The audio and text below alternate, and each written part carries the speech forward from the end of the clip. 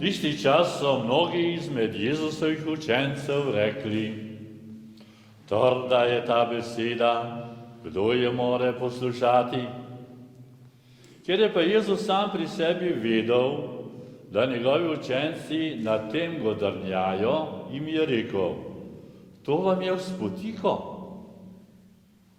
Če boste pa videli Sina človekovega iti gor, kjer je bil poprej, duh je, ki oživlja, meso ne koristi nič. Besede, ki sem vam jim govoril, so duh in življenje. So pa nekateri med vami, ki ne verujejo. Jezus je namreč vedel od začetka, kateri so, ki ne verujejo in kdo ga bo izdal. In je dejal, zaradi tega sem vam rekel, da ne more nihče priti k meni, ako mu ni dano od mojega očeta. Odslej je mnogo njegovih učencev odstopilo in niso več hodili z njim. Jezus je torej rekel 12-terim, ali hočete oditi tudi vi? Odgovoril mu je Simon Peter, Gospod, komu pojdemo? Besede večnega življenja imaš in mi verujemo in vemo, da si ti Kristus, Božji sin. To je Kristusov evangelij.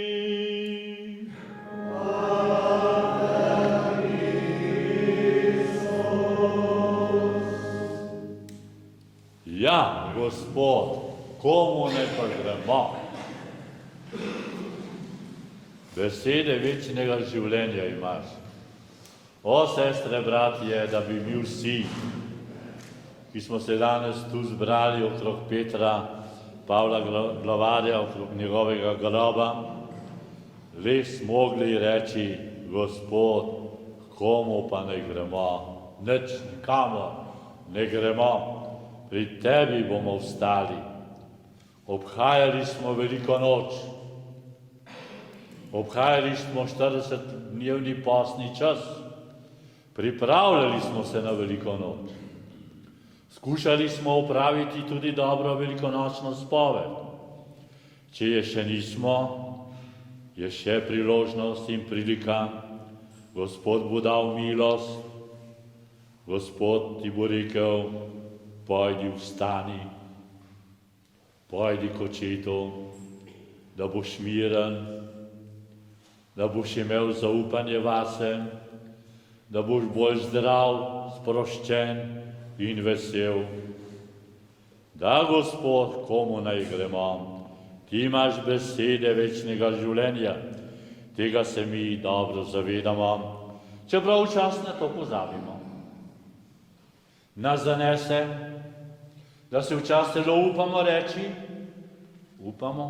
to je res predrznost, da Bogu rečemo, nimamo časa zate, nimamo časa za molitev, nimamo časa za nedeljsko mašo, nimam časa za kakšno dobro delo.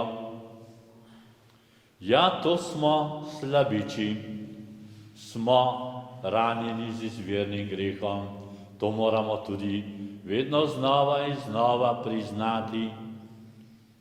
Ja, se največji dokaz je Božja ljubezen, je Jezusov prihod na ta svet, na to zemljo, pa njegova tako strašna smrt, toliko trpljenja, tako ponižanje.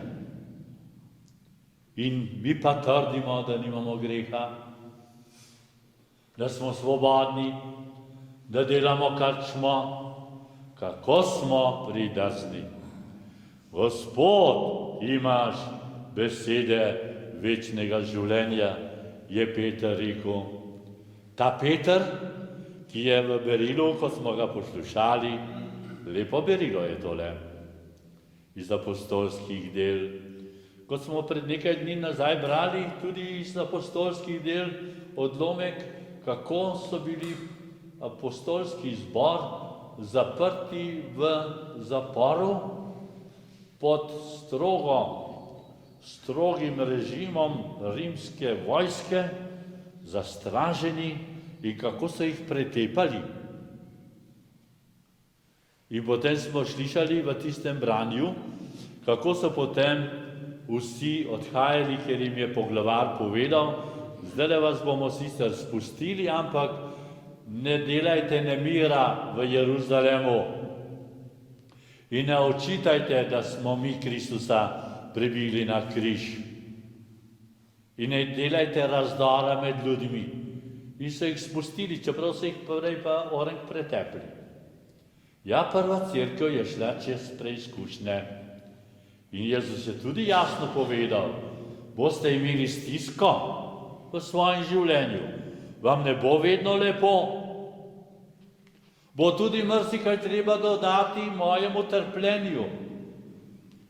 Tudi jaz, ki bom sprejel nase vse križe, vse trpljenje in vse grehe, bo treba to odrešiti in dati ceno za to odrešenje. No in to obhajamo v veliki noči. In Petra, ko smo danes spremljali v tem branju, je lepo obiskoval svoje vernike in je bila cerkev v Judeji in Galileji in Samariji zelo svobodna. Imela je mir. So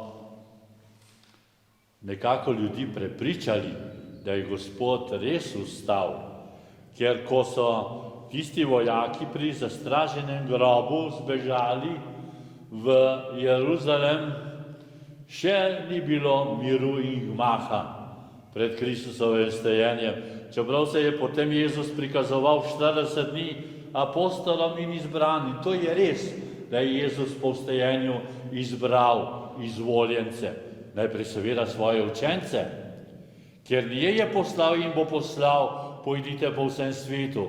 Zato bo treba najprej njih utrditi, da sem res živ med vami, da sem res vstal od mrtvih, da sem res prišel od Očeta, da sem vam res pripravil prostor v nebesi, da vera ni samo neka tradicija, pa da nekaj moraš verovati, ampak da je to dejstvo, ki mora oblikovati in pregnesti tvoje življenje. Živeti s to vero, s tem prepričanjem, da je Gospod toliko storil za nas in da je človek, ki je bil bolj poslušen očetu laži in teme, hudiču torej, da je bil bolj pokoren, da je ta pustil take grozne posledice. In Bog ni človeštvo preklel za zmerom in ga uničil, kot je bilo tudi to nakazano pri vesoljnem potopu, pri Sodomi in Gomori. So bila taka znamenja, da bi Bog in Božja previdnost naredila konec tem človekom, ki se je tako grdo upiral.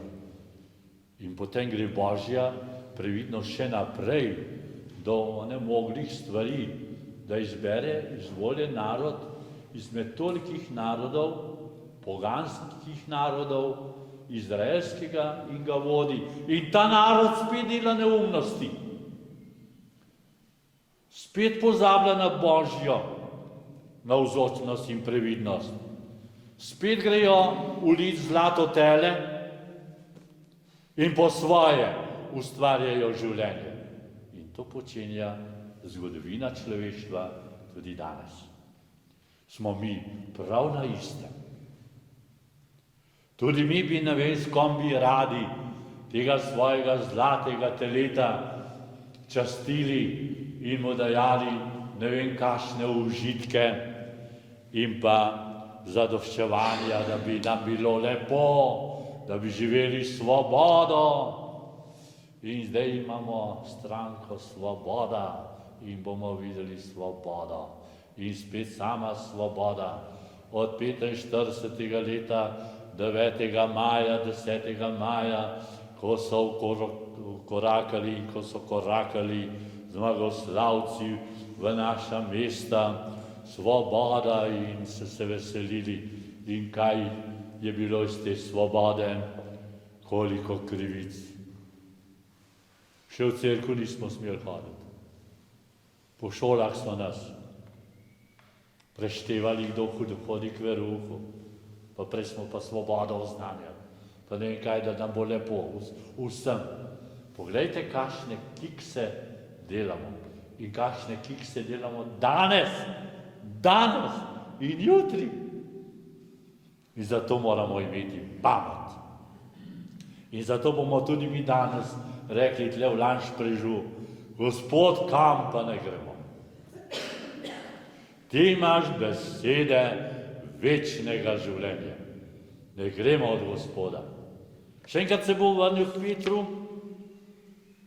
ko je obiskoval to mirno deželo, Judejo, Galilejo, Samarijo, tam so se prej tudi upirali Kristusu celo in zdaj so prevzeli vero, ko so slišali, da je Gospod res vstal.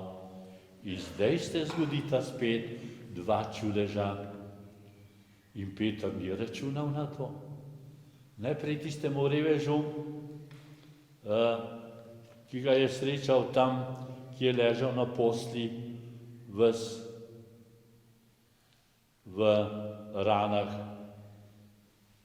in mu je rekel, daj, sam si posteljo, da te bodo hodili drugi streči. Vstani. In je vstal, je verjel temu Petru, ki je tudi podvomil v Gospoda in ga celo zatajil in ki je danes pa izpovedal te lepe besede, Gospod, komu pa naj gremo. In ne samo, da je temu bolniku, ki je bil ves bolan v nogah,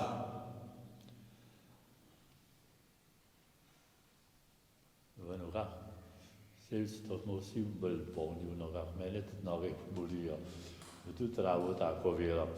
No, torej je potem še obudil Dorko, kako so bile tiste vdove vesele, ko so Petra dobile v tisto izbo, kamor so na mrtvaški oder položili to njihovo prijateljico Dorko, ki jim je toliko sešila skupaj raznih oblek in drugih stvari, ki so jih potrebovale. In so prosile in Gospod je rekel, ja, Tabita, vstani. In je odprla oči in sedla. Tako, sestre, bratje, v začetku je seveda bilo potrebno tudi taka velika znamenja. Pa gotovo bo vsakdo vprašal, da le med nami, zakaj pa to danes ni več takih znamen? So znamenja. Samo zaradi naše sebičnosti, naše napuhnjenosti in naše presitosti in ne vem česa še, preobilja, sploh takih stvari duhovnih ne vidimo. Zato pa včasih se tako hitro duhovno zanemarimo. Zato je spet le bila velika noč in bom ponovil, pa bom s tem zaključil, kaj smo danes v glavni mašni prošnji prosili, da smo bili prerojeni, pomagaj nam, da se bomo varovali hudega in zvesto ohranili dar tvoje ljubezni. Dar Božje ljubezni. Naj nam pri tem pomagajo tudi naši vzorniki, kot tudi Peter Pavel Glavar in tudi ta duhovnik iz Višnje Gore in drugi, ki so naši veliki vzorniki, ki jih imamo veliko, vidite, pa jih včasih ne opazimo in jih ne vzamemo za vzor, ampak rinemo vse po svoje, da je vse drugače, da je vse novo, da je vse tako, pa gremo spet po svoje. In gre spet drug dan vse narobe. že kličemo urgenco. Amen.